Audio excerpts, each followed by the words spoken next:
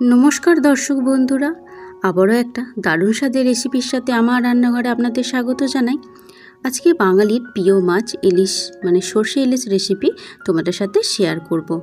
আমি যেভাবে করেছি সেই রেসিপিটাই তোমাদের সাথে শেয়ার করছি। তো চলো রেসিপিটা শুরু করা যাক। এখানে আমি ইলিশ মাছের কয়েকটা চাকা নিয়ে নিয়েছি। মাছটা ডিমে ভর্তি ছিল, মানে ডিম ভরা ইলিশ।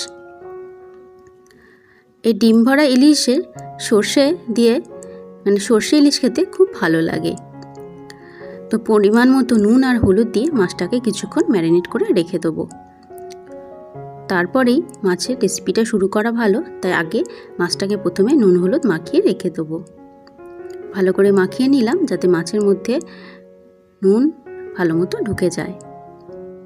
এবার একটা মশলা রেডি করব। তার জন্য 1 টেবিল চামচের মতো আমি সাদা সর্ষে নিয়েছি, আর কালো সর্ষে নেব আমি 1.5 টেবিল চামচের মতো। এতেই দিয়ে দেবো অল্প পরিমাণে নুন, যাতে সর্ষেটা না তেঁতো হয়, সেই জন্যই নুনটা দেওয়া। আর একটা বড় সাইজের কাঁচা লঙ্কা দিয়ে দিলাম। ঝালটা আপনারা আপনাদের আন্দাজ অনুযায়ী দেবেন। আর অল্প পরিমাণে একটু তেলও দিলাম, যাতে সর্ষেটা না কোনোভাবে তেঁতো লাগে। এতে নুন আর তেল দিলে সর্ষের মধ্যে পেস্ট করার সময় তেঁতোটা কম লাগে। তো পেস্টটা একদম বানিয়ে নিয়েছি। এতে পেস্টটাতে কিছুটা জলও ঢেলে দিয়েছিলাম, কারণ আমি এই সর্ষে পোস্তর এই জলটা নেব ভেতরে, মানে সর্ষের এই খোসাগুলোকে আমি নেব না। অনেকের এটা খেলে একটু হজমের সমস্যা হয়, তাই আমি এটাকে ছেঁকে নিয়ে নিলাম, মানে খোসাটাকে বাদ দিয়ে এর জলটাকে নিয়ে নিলাম। এভাবে চেপে চেপে আমি এর জলটাকে বার করে নিচ্ছি।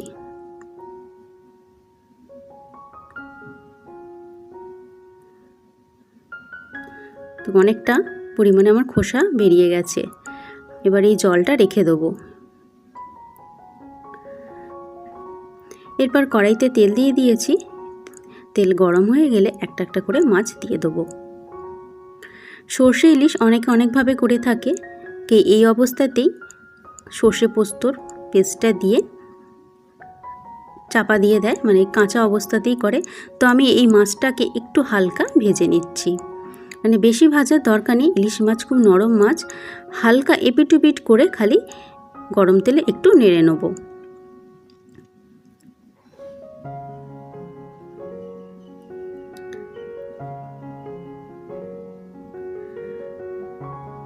এক পিঠটা হয়ে গেলে উল্টে দিয়ে আরেক পিঠটা হতে দেবো।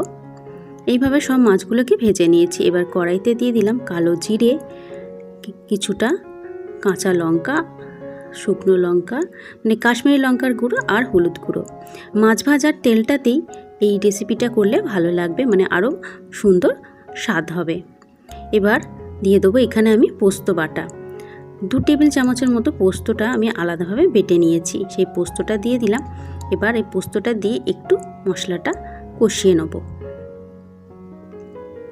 মশলাটা কষাতে কষাতে যখন মশলা থেকে তেল ছেড়ে দেবে, তখন সর্ষে পোস্তর যে জলটা আমি রেখেছিলাম আলাদাভাবে, সেটা এবার দিয়ে দেবো। এবার এটাকে ফুটতে দেবো। আন্দাজ মতো একটু নুন দিয়ে দিলাম। এবার ঝোলটা যখন ফুটে উঠবে, একটা করে মাছ সব আমি এতে দিয়ে দেবো, যাতে মাছের মধ্যে ভালো মতো সব মশলা ঢুকে যায়। দিয়ে কিছুক্ষণের জন্য, ওই 5 মিনিটের জন্য হাই ফ্লেমে এটাকে ফুটিয়ে নেব। ইলিশ মাছ বেশি ফোটাবার দরকার হয় না। তো 5 মিনিট এটাকে ফুটিয়ে নিয়েছি। 5 মিনিট পরে ঝোলটা একদম কমে গেছে। এবার উপর থেকে কিছুটা পরিমাণে আমি কাঁচা সর্ষের তেল ছড়িয়ে দিলাম, আর কয়েকটা চেরা কাঁচা লঙ্কাও দিয়ে দিলাম।